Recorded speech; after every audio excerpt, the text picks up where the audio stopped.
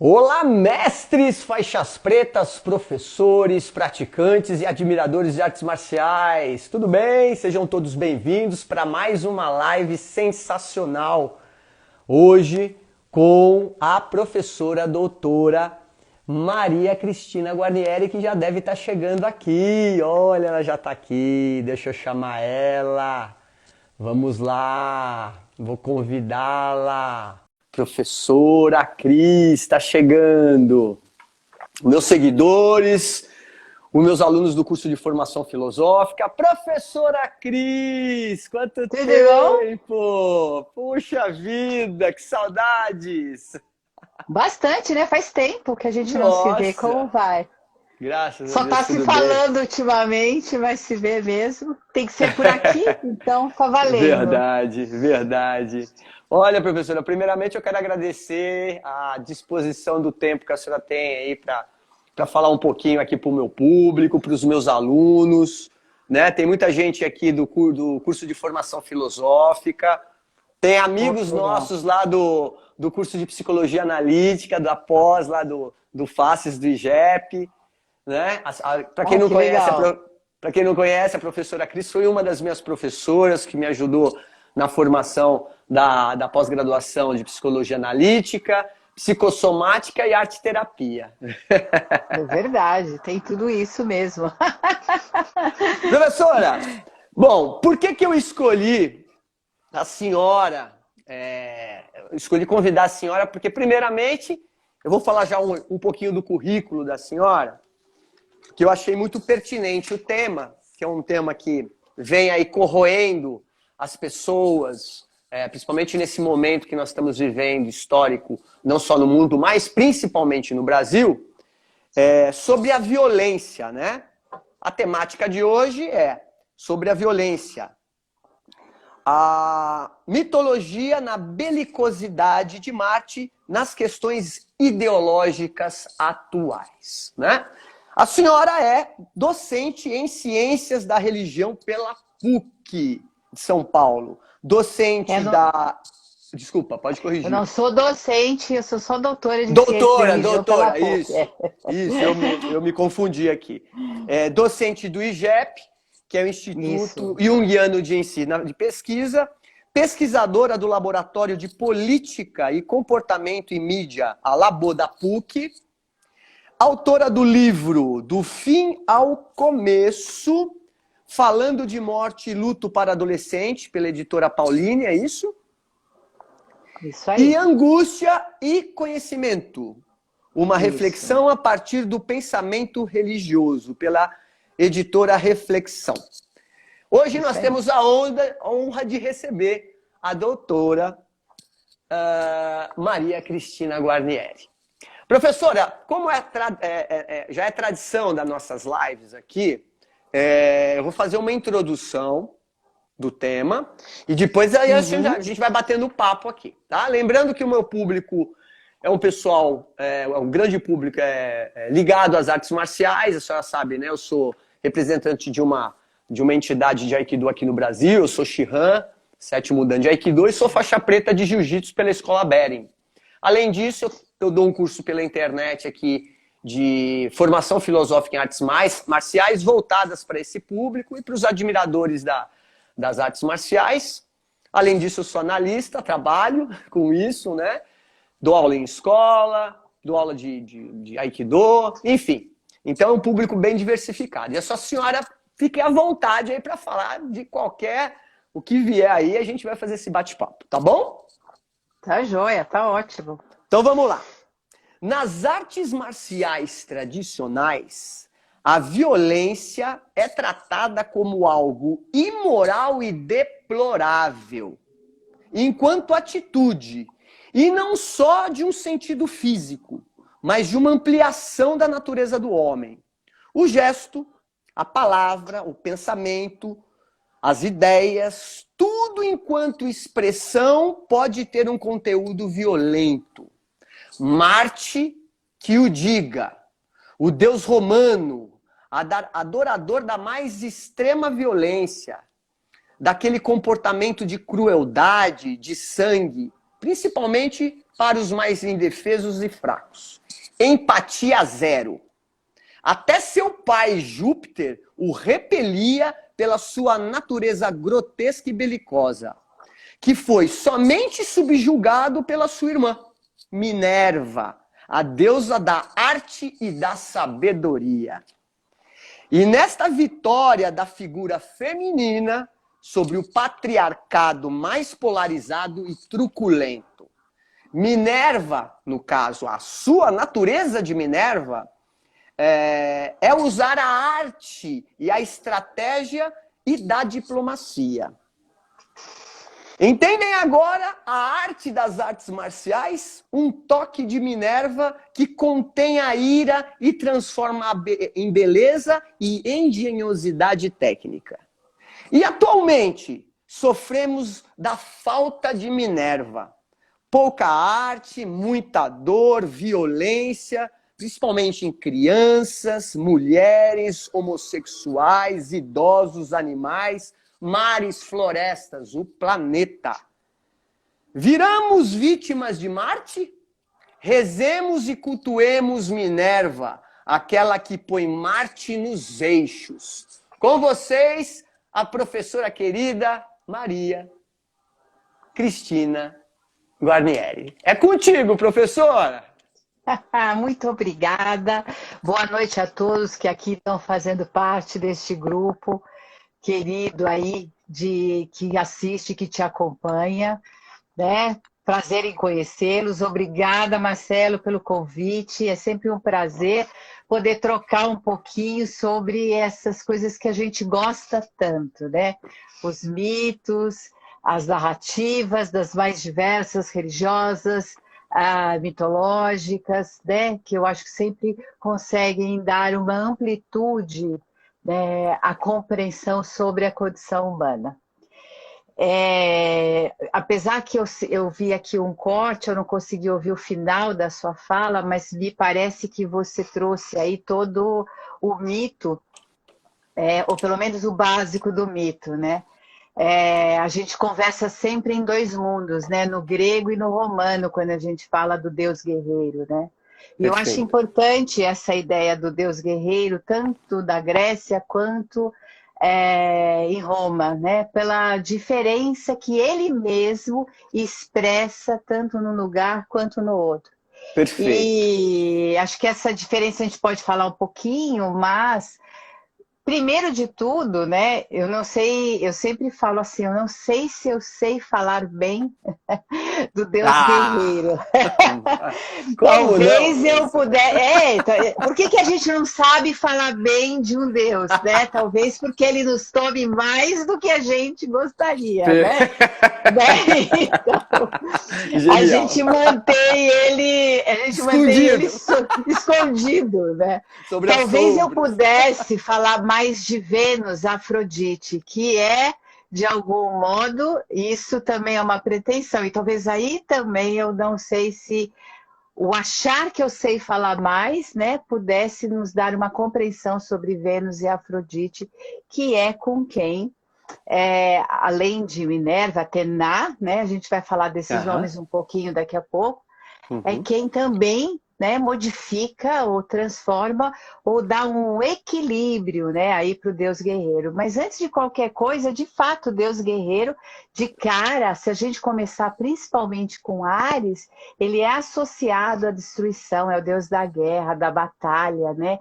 Mas não é a batalha justa no sentido... Áries, não estou falando ainda de Marte, estou falando de Áries, não é a batalha justa, né, que esse guerreiro, né, os dois são arquétipos do Deus guerreiro, desta força interior que todos nós temos, né? Mas Ares é uma coisa mais corporal mesmo, o prazer dele é em guerrear, não interessa qual é o sentido, se é justo, se não é justo, o negócio dele é brigar, né? Exatamente. Essa impulsividade, essa impetuosidade dele, a coisa é ir partir para a briga, partir para a porrada, né? Eu acho até divertido falar disso, na verdade, porque nós estamos num momento tão belicoso e a gente vê tanto a presença, né, de Ares, mais do que de Marte, né? Porque quando o Deus guerreiro, né, ele não é tão cultuado na Grécia, ele é desconsiderado. O próprio pai fala para ele, né? Tem uma fala de Zeus que diz que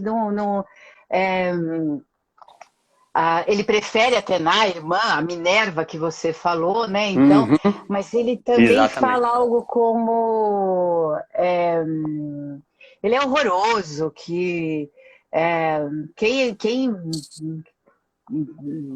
quem poderia, né? Ele sabe que é filho dele, mas não imagina, né? Este cara, para que ele existe, para que ele serve, né? Até Zeus o rejeita, né? Até Zeus não o aceita. Aliás, eu tô com essa frase aqui. Diz Zeus o seguinte. Boa.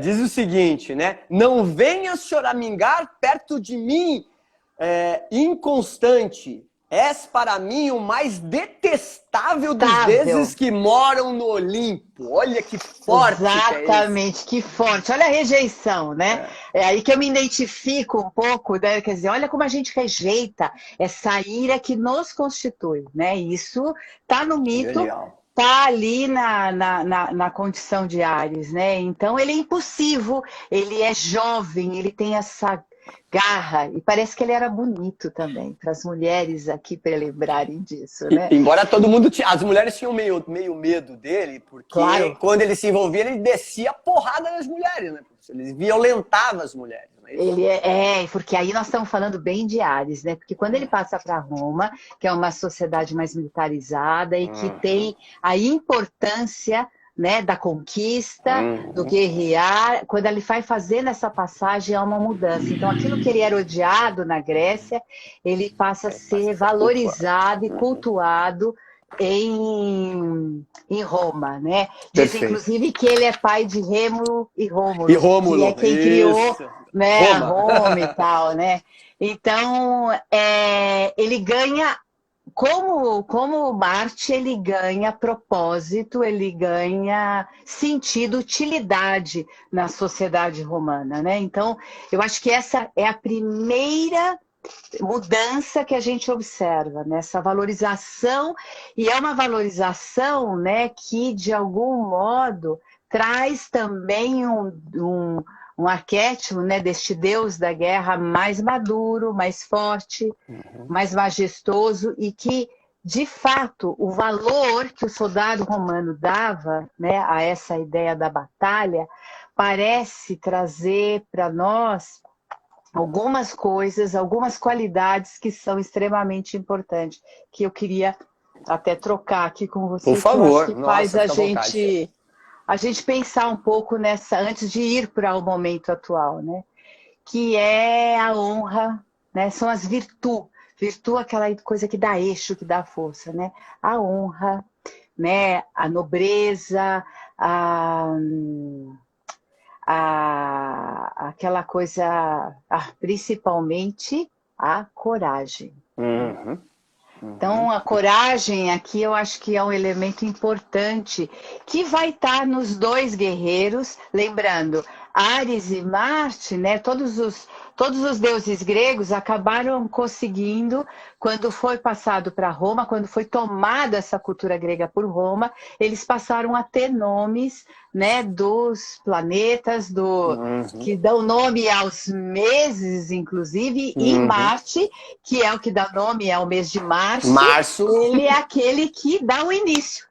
E é isso, primavera, eu acho que, né? E essa ideia de partir para o início, sabe essa impulsividade de ir para a ação? Eu acho que esse é o melhor aspecto do arquétipo do guerreiro importante, aquele que te dá força para ir para a ação. Né? Você vai na frente, vai com a ideia de você começar algo. Tem que fazer, faz, não pensa. Né? Tem que fazer, faz. Faz que venha à vontade. Às vezes a gente brinca justamente para mudar algum comportamento que está se repetindo ou que está inércia e que está prejudicando. Tem que fazer, faz. Tem que ir para a briga, vai. Tem que enfrentar, vem. Tanto é que quando a gente fala aonde a gente vê um bom uso dessa vitalidade? No ativismo. vai para ação.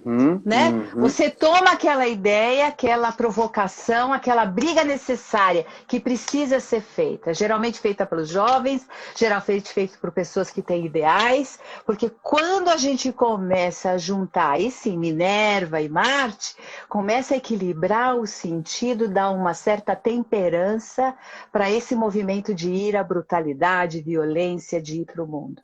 Então, acho que essa temperança que Minerva traz, mas que principalmente eu acho que vai ser caracterizada também, né, com o casamento com Vênus, né, com a união com Vênus, porque embora Minerva ela é do agrado, né, de Zeus, ela é a filha predileta, é a filha que foi preparada, mimada, né? Foi preparada para ser guerreira também, mas ela tem a sabedoria, ela tem a estratégia, como no corte eu não sei se você falou, mas eu achei que você ia falar, então acho que você deve ter falado a questão aí da sabedoria. Isso, se a deusa da sabedoria, da estratégia e da diplomacia. E da diplomacia. E essa briga que ela faz, nessa provocação, esse apontamento de Marte é sempre para dar esse tempero mesmo, né? De trazer ele. E que, na verdade, é menos ela do que são Vênus, né? Do que também alguns outros deuses que vão estar aí, cada vez que se colocam, né, junto de Marte, vão estar trazendo, como por exemplo Hermes traz essa coisa do tentar apaziguar um pouco essa impulsividade e muito provavelmente isso que amadurece e tal. Então, é exatamente aquela imagem arquetípica dos instintos guiados pela vontade, né? Sem medir consequências. Então, é o que a gente pode chamar daquelas reações à flor da pele.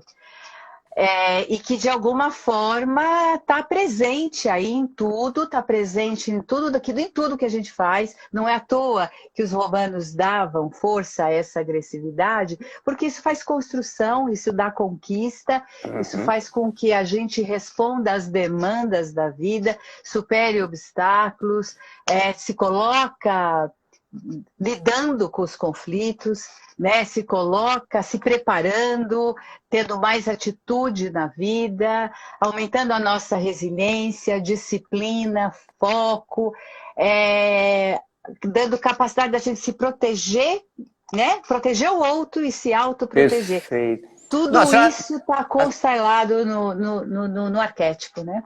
E a senhora falou, basicamente, a estrutura do ethos, do que envolve a própria filosofia das artes marciais, né? Primeiramente, disciplina, foco, proteção. O kanji, né? O kanji japonês que veio do chinês, quer dizer conter a violência. Uma das traduções é conter a violência, né? Conter é outro termo que Marte aprende, né? Porque ele aprende interessante, ele aprende com Príapo. Acho que eu vou pronunciar certo. Isso, é isso mesmo. Príapo prepara e ensina ele a dançar. Genial. Antes de guerrear. Antes de ensinar as artes da guerra, ele ensina Marte a dançar. E por que ele ensina a dançar? Para ter flexibilidade, movimento, graça, inclusive.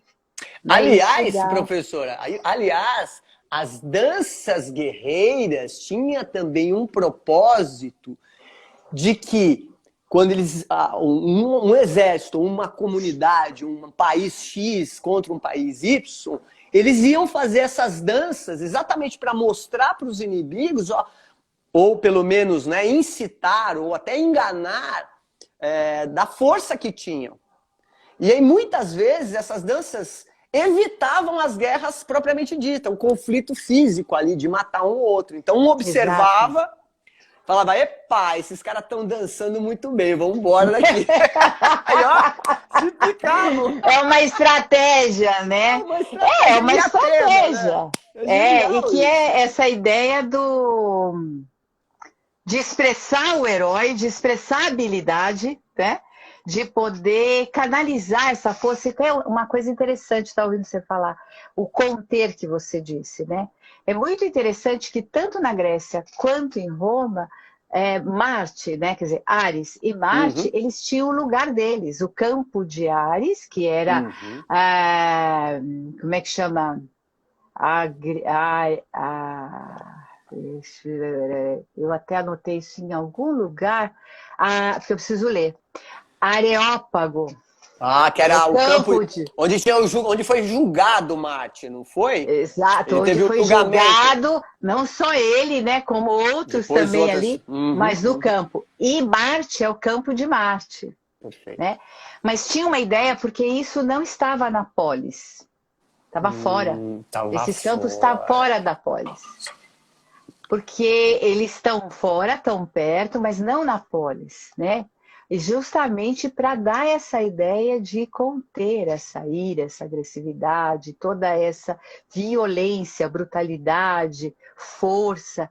E é super interessante que alguns autores vão comentar justamente isso.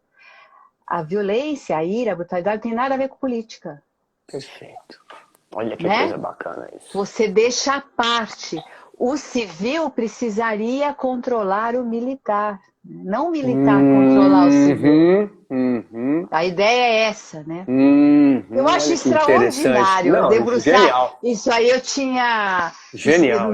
Não estava em mim, eu estava só com o arquétipo do guerreiro. Quando você me convidou, fui olhar algumas pessoas que foram escrevendo sobre isso. Eu achei essa aproximação muito interessante. Por estar fora, e aí eu fiquei pensando muito, né? Tá fora da polis. A polis é o lugar onde as coisas precisavam entrar em acordos, se discutir, né? Cuidar do povo, valorar, questionar os princípios. A democracia, propriamente dita, né? A democracia, que era um embate, a democracia é o embate, né? Querendo ou não. Mas qual é o momento de lidar com a força, né? Qual é o momento dessa guerra? Aí tem uma coisa legal, aproveitando o ensejo, que diz o seguinte: Marte era um mal necessário utilizado em último recurso para evitar a servidão, entre aspas, a escravidão. Exato. Né? Então é interessante isso. Quando a gente utiliza isso, e vamos pensar de um ponto de vista mais social, vamos pensar assim, né? É só quando a própria sociedade percebe que está vivendo sob escravidão ou levada a ser escravo novamente. Aí não tem jeito. Né? Aí é obrigado a gente ir pro pau, né? Literalmente, para garantir, inclusive, a própria democracia. Obviamente é o ideal fazer isso, não. Nós temos uma polis antes.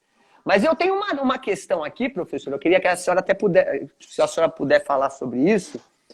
Entrando até nessa questão da contemporaneidade, que faz parte da nossa temática, né? A senhora colocou muito bem que lá pegamos o mito, né? Pegamos toda a estrutura até social, que essa parte de Marte, esse local onde tinha o julgamento da violência, do ato violento, ficava fora da cidade, da polis, porque a polis era um ambiente que, teoricamente, teria essa possibilidade de discussão, de uma empatia, né? Qual é a ponte que a senhora consegue fazer com o momento atual hoje? Onde está? Nós já estamos contaminados por esse Marte que não aprendeu a dançar, por esse Marte que teve que baixar a bola e ficar um pouco mais maneiro, bonzinho para namorar a belíssima Vênus, né? Vênus. Afrodite. Vênus. Ares e Afrodite. Atena é irmã. Que era linda, né? Que era uma mulherona linda, né? A deusa do amor.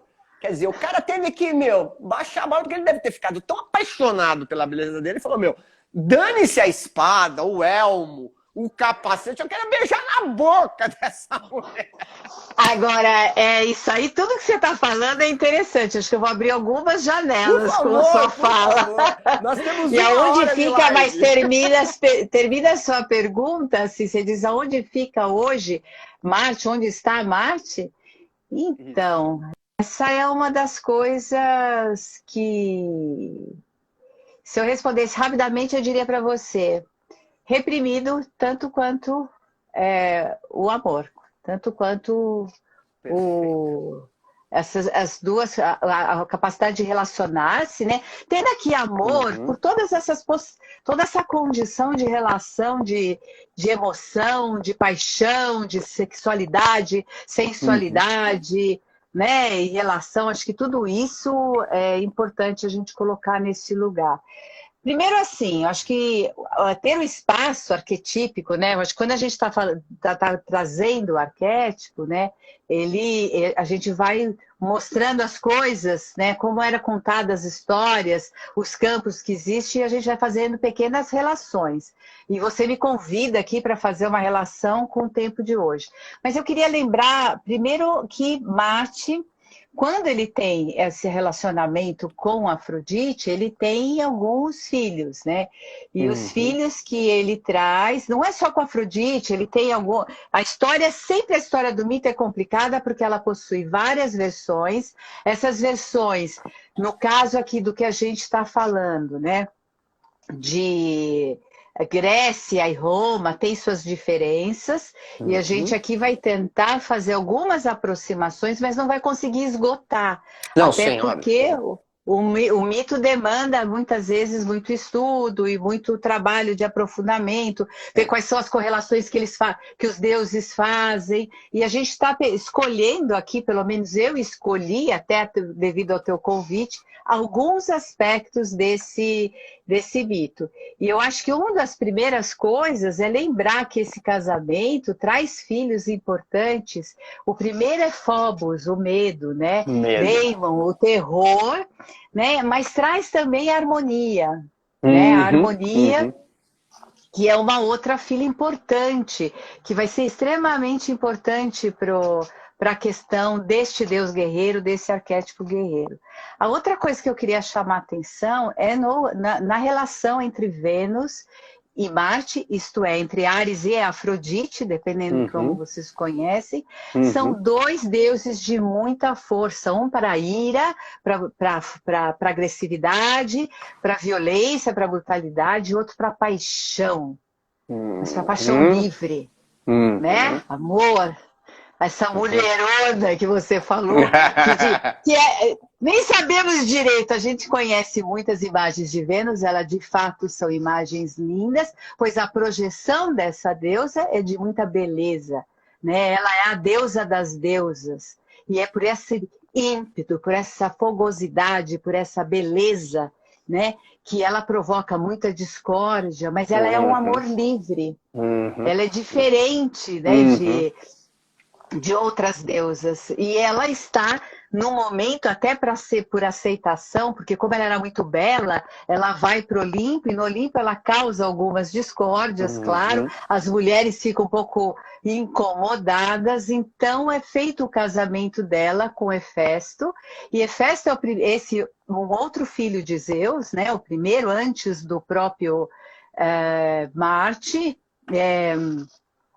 e agora me fugiu o nome dele no romano, mas de fato ele é o deus forjador, e Afrodite aceita se casar com ele, porque de algum modo ela vai ter um lugar, né, e vai ter uma condição aí de poder juntar a beleza dela, aquele que forja o ferro, e ele consegue então produzir muitas coisas belas a partir dessa união. Mas esse Deus que forja, ele prende, né? Ele apreende a Afrodite no espaço dele. E a Afrodite é livre, né? Então, quando ela se enamora, né, deste Deus Ares ou Marte, belo, impetuoso, né, um grande amante, por isso, ele se aproxima, né, de Vênus, E neste amor, né, quando eles estão vivendo esta paixão, aquela paixão que cega, né, e que cega de tudo, eles não, eles de alguma forma passam a trair Hefesto, né? Enquanto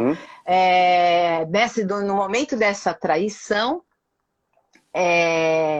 Marte vai o tempo inteiro se encontrando com Vênus e coloca um cuidador para avisar se Hefesto está voltando ou não, né?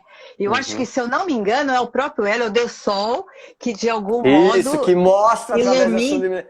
E avisa o Hefesto da traição. Ele sai doido avisa, da vida. revela, né? Porque o solar ilumina, revela a traição, ele sai doido e joga uma rede, aprisiona o casal no ato e leva a Olímpio para mostrar, né, a traição dos dois, né? Então, essa impetuosidade, essa paixão, sabe, que nos revela, que nos mostra o pior e o melhor de nós, né? Que nos deixa expostos. Né, nessa infância, expostas, né? Então, são duas grandes forças que se juntam, são duas forças que precisam ser contidas, né? E, ao mesmo tempo, são duas forças que têm em nós dão em nós um impulso para a vida, um impulso para a realização, mas dependendo da desmedida, da híbris, nos toma, né, com violência, com a capacidade. Acho que o mais sombrio hoje é justamente você... O mais sombrio hoje é a gente reprimir essa força. Acho que essa é a coisa que você pode dizer. O mais sombrio é a rebeldia, autoritarismo, as questões com a instituição, né, que você tem, a dificuldade de lidar com a autoridade, conflitos, lidar com a arrogância, ou ser arrogante, né? Quer dizer, é toda uma forma dessa força do guerreiro sair enviesada, né? Sair sem ritualística, sair sem trabalho, de algum modo. E a mesma coisa com a paixão. Então, se eu trouxesse... Por que eu quis falar isso? Se eu fosse pensar nessas questões no dia a dia, nos tempos atuais, eu acho que a gente reprimiu tanto, né, as nossas expressões mais impulsivas, como a paixão e como a ira e tudo mais. Não há lugar que você não tenha um comportamento adequado, você não... Lógico que para o bem viver, é óbvio que educação, respeito é fundamental. Eu não estou aqui discutindo isso, né? Mas quando você não pode expressar a raiva, quando você não pode expressar a sua impulsividade, quando a sua ação tem que ser extremamente medida, quando você reprime essa emoção, ela não te faz ir fazer o que precisa ser feito. Então, da mesma forma como esses impulsos foram reprimidos no sentido mais bélico, vamos chamar assim, mais guerreiro, né? E tirando essa potência de guerreiro que nós precisamos, a gente também parece que essa sensualidade, essa expressão mais amorosa, essa beleza, essa paixão pelas coisas também foi anestesiada. Eu acho que nós temos os dois lados. Para segurar uma força, a gente anestesia o outro. E isso sai de um modo enviesado, por patologia. Sabe aquela ideia que o Jung fala? Os deuses viraram doença? Então a gente tem um monte de transtornos que parecem indicar, olha, esse menino grita muito, esse menino tem esse problema, né? Aí ele briga com todos os coleguinhas, então ele é tódico, ele tem um transtorno obsessivo, né? Desafiante, que a gente fala. Eu não estou aqui, pelo amor de Deus, questionando, né, bons diagnósticos, bons profissionais, mas eu acho que a gente tem diagnóstico demais para a vida humana, ela é mais natural que todo esse enquadramento. Não, né? Então, virou tudo remédio, né, professora? Virou tudo. Além de tudo. Tudo pior, né? Então, eu vejo isso não só aqui na minha clínica, como também quando eu estou ensinando, né? Eu trabalho com crianças há mais de 35 anos, né? Nossa, olha só. Sou e velho. Aí você percebe o que eu estou falando, né? Não, perfeitamente. Hoje mesmo, professora, numa das escolas que eu dou aula, a coordenadora veio falar comigo dizendo o seguinte: olha, professor, você, por favor, não dê mais esse tipo de aula, porque um pai veio reclamar que o meu filho está subindo, pulando no sofá de casa. E aí a gente está com muito medo. Né? Então, por favor, então, olha, os pais veio reclamar aqui, porque ele tá dando cambalhota, tá dando salto, falando que é o Superman, né? Enfim, quer dizer, começa a vir o que a senhora está falando da repressão, né? Começa lá de trás, começa num processo, né, de uma deformação da naturalidade, né? Principalmente nesse caso da criança, né? Entende? Então, assim, o que a senhora Mas tá o que, falando... que a gente está tomando aí? O que, que a gente faz, né? O que, que nós estamos fazendo aí? Qual é o Deus que está tomando conta neste caso? É medo, é o Phobos, É é o o medo. Phobos, óbvio, exatamente, né? Que são os filhos, né? São os filhos, mas só que olha que interessante, Phobos vai na frente porque é do medo que vem a coragem. Uhum. Né? Exatamente. Então, herói não é herói, isso eu sempre falo, né? O herói, ele não é herói porque ele é inconsequente, ele não é herói porque ele não tem nada a perder. Embora quando a gente pega essa impetuosidade de Ares, da Grécia, ele vai para a guerra porque ele não tem nada a perder. Ele não tem medo de morrer. Exatamente. Agora, o fato de não ter medo de morrer também, não ter medo de morrer, não tira o medo dele de viver. Porque o que hoje a gente vê muito é um medo de morrer que está extremamente ligado ao medo de viver. De viver, né? Perfeito. E aí você é ameaçada por essa condição finita que é natural em nós. E aonde você lida com a condição finita? Você estabelece um controle absurdo, aonde você tem tudo na mão. Então você não pode viver. Você não pode pular no sofá e nem pode dar cambalhota. Pode acontecer alguma coisa. Então o que, que você faz? Phobos entra e entra só. Ele entra e reina só. E aí vai se associar a outros deuses que não é o foco do nosso encontro aqui. Sim. Mas a ideia de Ares entrar é entrar na batalha. É enfrentar o medo. Ele sabe esse medo.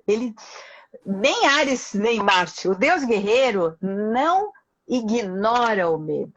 Perfeito. É filho dele. Ele sabe. Ele não ignora o terror. É filho dele. Ele reconhece.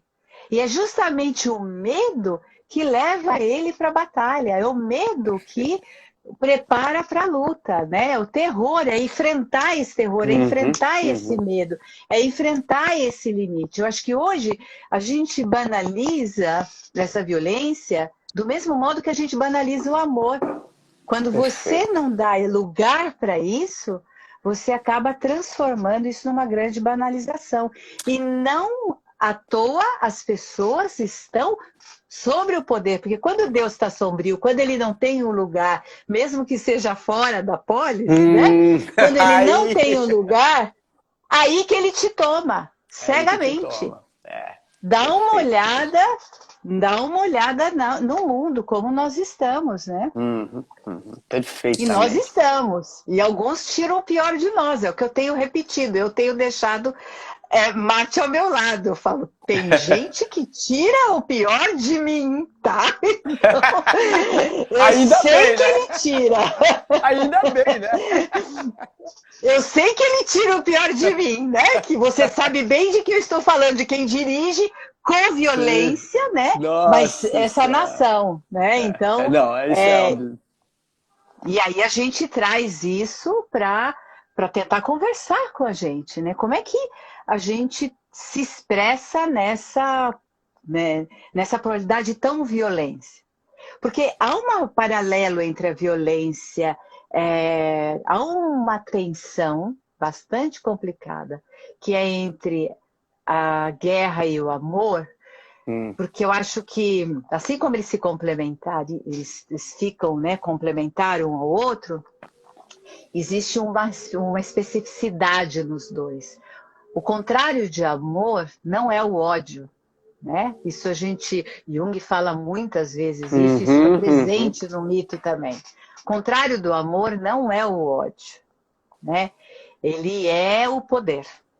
O poder exclui Aliás, o amor. tem a frase magnífica do Jung, né? Onde há o amor, não tem o poder, né? Exatamente. Certo? Porque o amor não se prevalece o poder, né? Exatamente. E aí você tem essa tensão.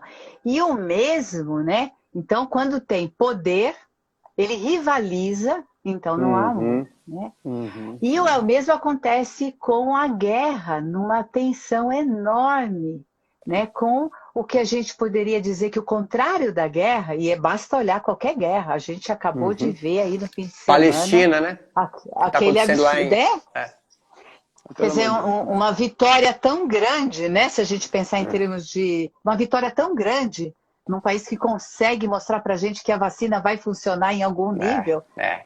E tem entra nessa... o outro e aí você olha você olha e vê, não há beleza naquilo, né? Então, o contrário da guerra é a beleza, né, desse sentido, e não a paz. Né? Então, você tem aí uma tensão entre amor e poder, da mesma forma que você tem uma tensão de fato entre guerra e beleza, onde tem um não está o outro. Então, no fundo, o contrário de amor, né? Não é ódio e amor é a mesma coisa, e de certa forma, guerra e paz também. Elas se conversam, né? Porque aquilo que você odeia também faz que você se reconheça e de alguma forma perceba que ainda está ligado, conectado àquele elemento. Que o ódio de hoje foi o amor de ontem e que eles fazem parte de um contexto de relação que só estão mostrando um lado da moeda. A beleza e a guerra também têm esse lugar. E o fato é que a gente muitas vezes parece conseguir garantir a paz com guerra, né? Que eu acho que isso é o que a gente está vivendo hoje, né? Quer dizer, a gente entende que precisa ter arma para segurar a violência. Bom, a esta questão, professora, a esta questão que eu acho que é riquíssimo, né? Por isso que a gente está falando de contemporaneidade também, a senhora está genialmente aí colocando isso para abrir as nossas mentes e os nossos olhos, ouvidos e corações. Eu penso que quando eu estou falando de uma realidade que é o que eu vivo mais intensamente, que são as artes marciais, o que a senhora está falando eu consigo fazer uma associação com o símbolo do Tao, né? Sim. Né? Que representa as polaridades, o Yin e o Yang, né? Lembrando que em cada polaridade... Feminino, masculino, perfeito, né? Amor e paz, Afrodite e Ares, né? E lembrando que em cada elemento dessa conúntios, né? Nessa conjunção, existe uma porção do seu oposto, né? Então, a pergunta que eu tenho hoje, e eu vejo isso muito em vários professores que ainda têm uma identidade, ou se identificam, ou mesmo expressam, não, porque veja bem, o negócio é cair na porrada, e, né? Porra, o nego fraco não faz parte desse time. Olha aí, Marte. Marte tomando conta, constelando. Isso. A gente reprimiu tanto ele vem, ó. Exatamente. Ele vem e toma conta e a gente, ó, fica cego da violência. Exatamente. As pessoas não entendem. Lembrando que a violência tem vários tipos de violência, não é só a violência física, né? Foi como eu citei no começo da nossa live. Mas a pergunta que eu tenho aqui é... Hoje, como que a senhora poderia identificar essa polarização? Se é que é uma polarização. Se é uma cegueira a partir de um efeito enantiodrômico que o próprio Jung fala, né? Essa coisa, bom, puxamos até um certo tempo atrás uma corda ou uma força X, uma força arquetípica X, e acabamos falando muito em paz e amor, sem falar um pouquinho desse aspecto que abre os olhos, porque o contraponto vem do lado de cá na mesma medida. Olha aí no que deu. É minha viagem ou eu tô certo? Ou o que a senhora acha disso? Eu acho que, quer dizer, com certeza não. Aliás, um grande professor nosso aqui me cortou da rede social porque eu falei uma coisa disso. Ele me cortou, eu falei, bicho, isso é sério isso? Filho único, né? Filho único. Não sabia Coitado. disso, mas tem acontecido muito essas tensões entre familiares, conhecidos, pessoas até que se amam, mas que né, Marte, Deus guerreiro, toma conta porque ele quer espaço, né?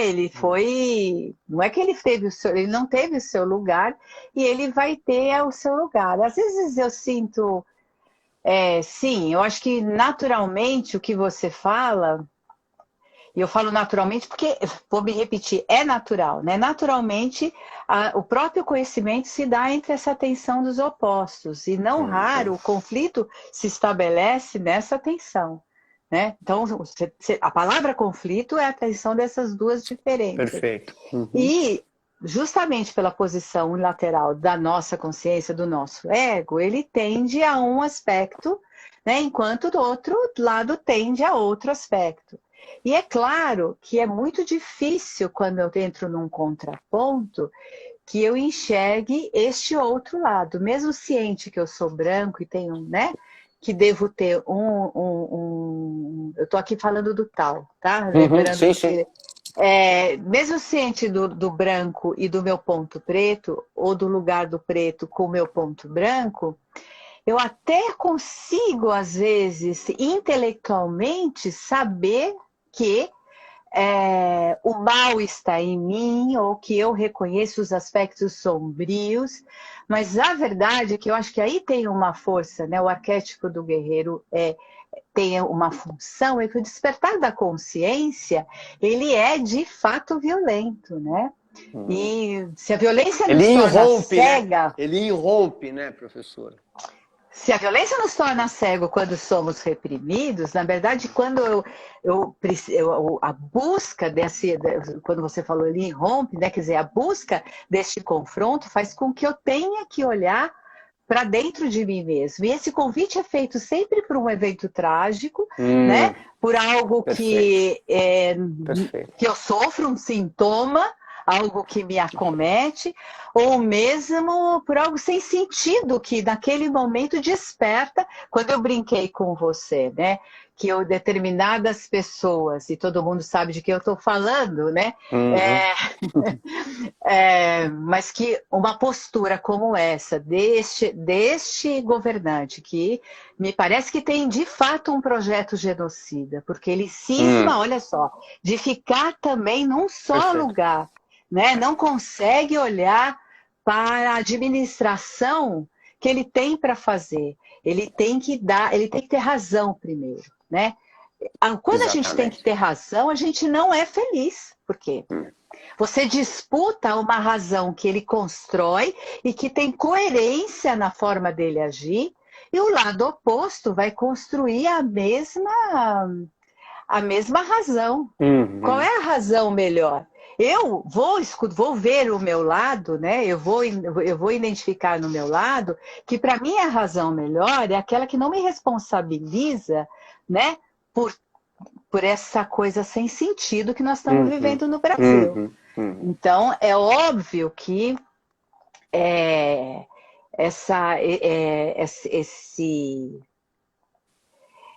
a escolha foi ruim, esse é um fato, a escolha foi ruim, a escolha não era a melhor que a gente tinha, né? Eu acho que tudo isso a gente tem que destruir da nossa mente. A gente ficou irado, a gente ficou irritado, porque as nossas expectativas não foram atendidas. A gente faz parte de uma sociedade que viveu muito tempo sobre a ditadura, sobre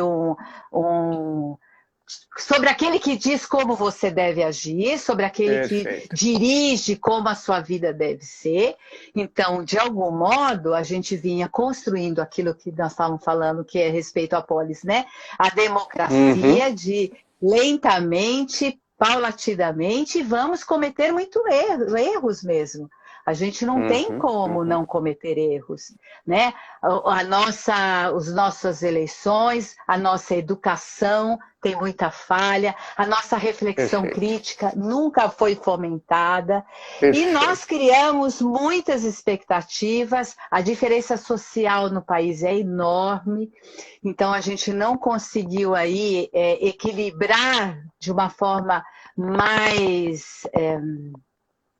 equilibrar essa diferença. Não acho que a gente ia dar conta de tudo em tão pouco tempo de reconstrução. Nós ainda pagamos o milagre econômico da época da ditadura. Então a gente tem aí um percurso muito paulatino. Não estou aqui perdoando o erro de ninguém, não cabe a mim perdoar, né? A gente tem uma política muito... fruto ainda dos coronéis, né, dos militares, a gente tem aquele jeitinho, a gente tem uma história que ainda fala muito da nossa violência, da forma como a gente gosta de manipular, do modo como a gente quer tirar vantagem, né? Quer ter...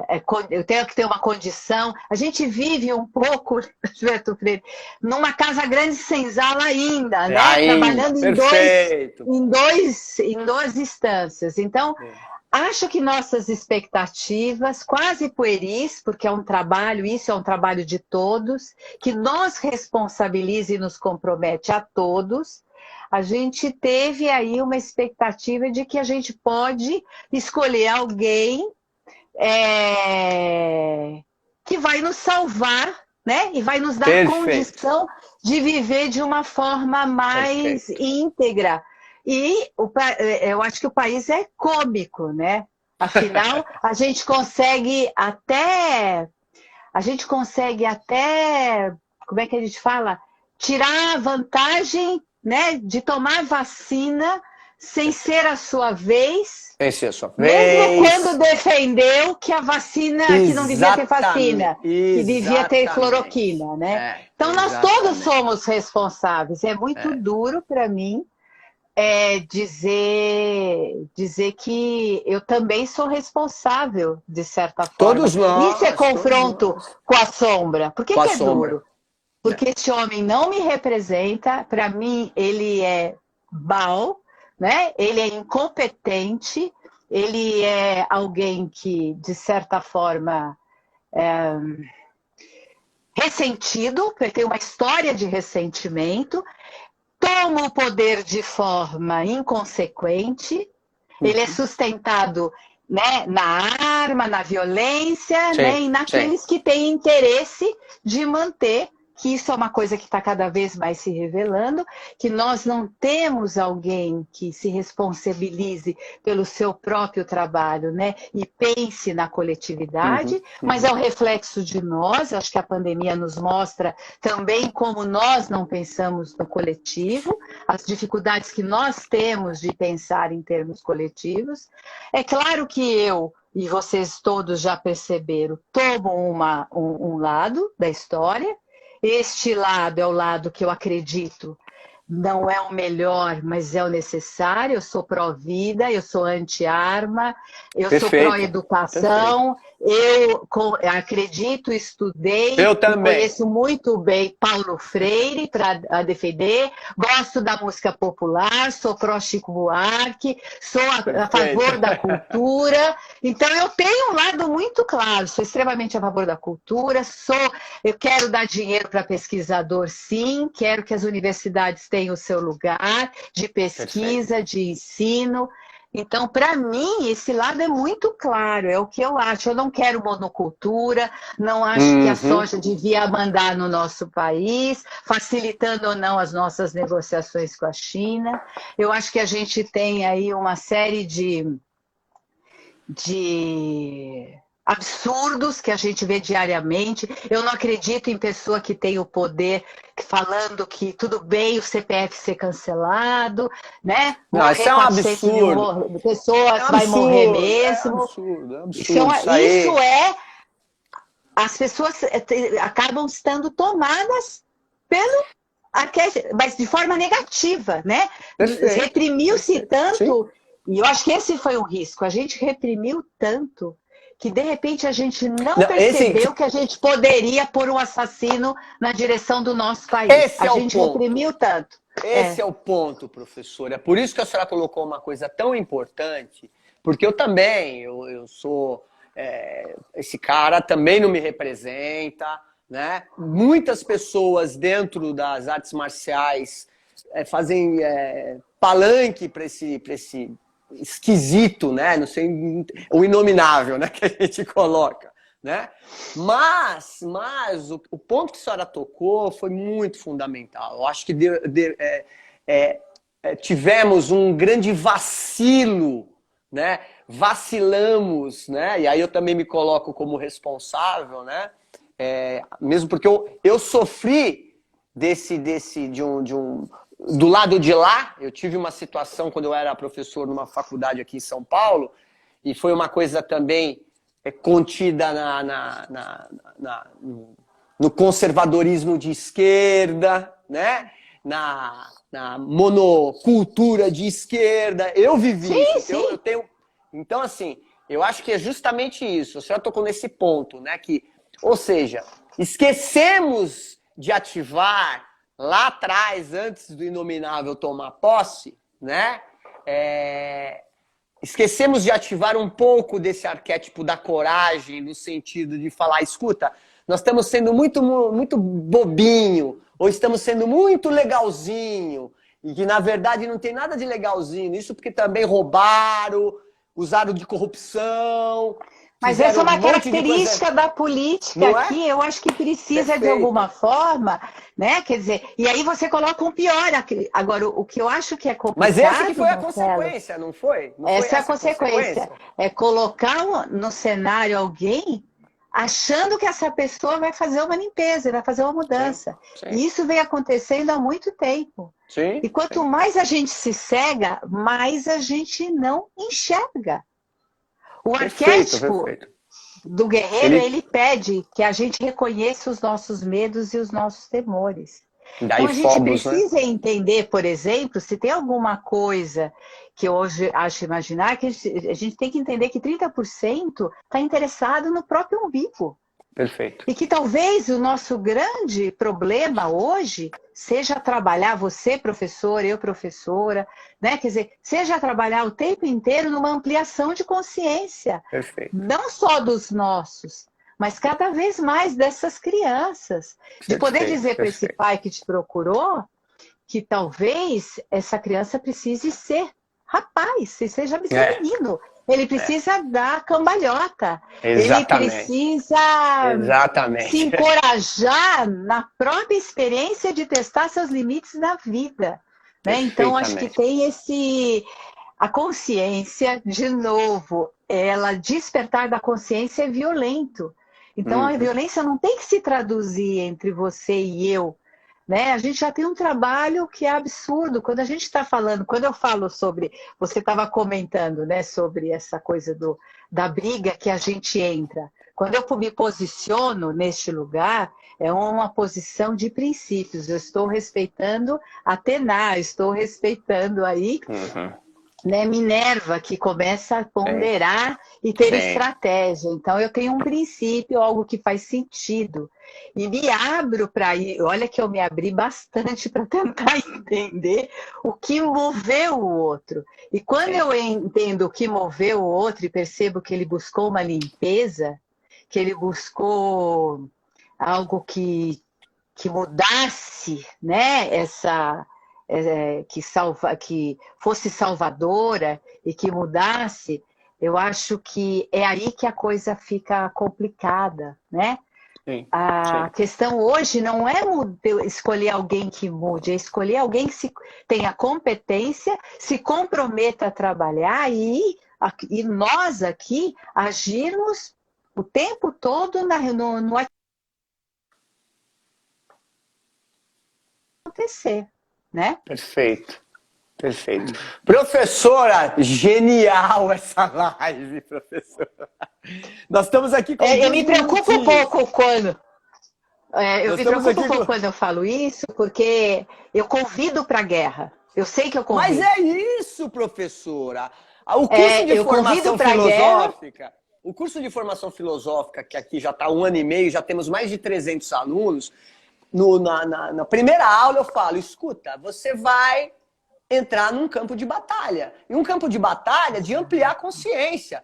Querido, não tem mais volta. Não tem como voltar para casa daqui para frente. Entendeu? Então o cara vai lá... Esse enfrentamento...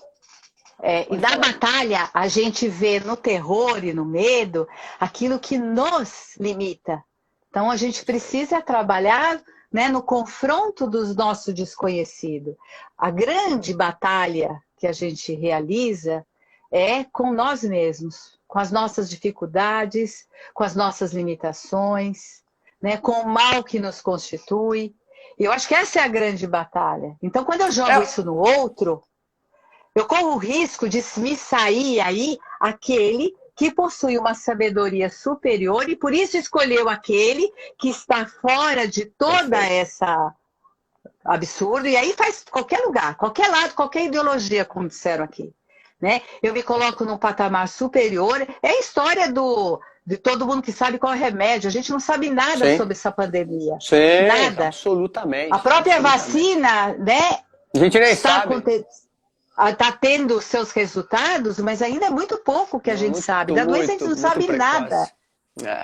Então, como é que a gente sabe? Olha lá, eu escuto muito isso. É porque tem um médico que falou isso, que falou aquilo, e que de algum modo está dando certo. Quer dizer, só ele sabe isso.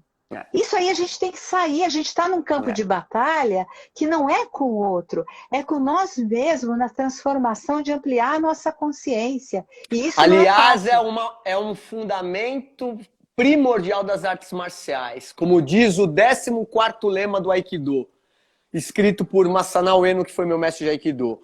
O Aikido tem como princípio o autoconhecimento, ou seja, os inimigos isso estão não é aqui fácil. Dentro. Não é fácil. Isso não é fácil, isso é uma batalha, e aí, de batalha em batalha, ganhamos a guerra. Perfeito, mestra! Faixa vermelha, senhora! Professora, eu preciso agradecer enormemente a sua presença. Que live maravilhosa! Obrigada, é uma honra falar com pessoas do seu gabarito. Aliás, todas as lives que eu tenho aqui vão ficar gravadas. Faz parte dos estudos de complemento lá do curso de formação. E para o pessoal que me acompanha aqui, meus alunos, o pessoal que são os meus admiradores, e vai estar gravada aqui também. Professora, últimas palavras para a gente encerrar. A mensagem é livre para a senhora, para todos nós aqui. Olha, eu acho que assim, você me convidou para uma batalha. Falar sobre o Deus guerreiro. Se toda batalha for assim, eu quero batalhar com a senhora. E que eu acho que a batalha, por exemplo, tem uma coisa que eu acho super importante que deve ficar claro. A gente precisa, de fato, enfrentar os nossos medos, porque é isso que nos dá coragem, né? Para ir para a ação. Coragem, né? É algo, né, que é ação que vem do coração, né? Então, core, né? Vem de core. De cor. E sabe que acho que isso é a única coisa que de fato a vida, viver, exige de nós. Por isso eu acho o teu trabalho tão bonito, né? Acho Obrigado. que trabalhar artes marciais num tempo de hoje é fundamental. Eu acho que o mundo masculino, tanto na sua expressão de gênero masculino, como na sua expressão de gênero feminino, quer dizer, esse princípio masculino, esse princípio essa ação no mundo, né? O ser guerreiro no mundo, aqui nós não estamos falando de homem e mulher, né? Ele é fundamental. A gente está muito acovardado dentro do nosso controle. Exatamente. Então, se a gente... Acho que a tua ideia, né, foi muito boa da gente dar lugar. Ele tem um lugar, o Deus guerreiro, né? Sempre! Estimular aí a nossa coragem. E agradecer muito o convite, agradecer te ver, né? E poder falar e trocar com você, que eu gosto tanto. O afeto nos move. Nesse ponto eu falei que Vênus é forte. Então, muito obrigada, legal, obrigada a todos que nos assistiram até agora. Fico feliz em poder trocar um pouquinho, trabalhar aí na nossa abertura. Obrigada. Que aula, professora. Professora, um beijo para a senhora, para os seus familiares. Outro que bom ver a beijo. senhora bem. E estamos vou chamar a senhora para a força. próxima. Pode chamar, é um privilégio estar vivo hoje, por isso a gente precisa celebrar mesmo a vida. É isso aí. Professora, um grande honra, beijo. Muito obrigado. Pessoal, excelente, vai ficar gravado aqui. E semana que vem, nova conversa aí, novo papo marcial aqui. Professora, um beijo. Joia. Boa noite, um beijo para vocês, beijo. meus queridos. Até a próxima. Até a próxima. Tchau.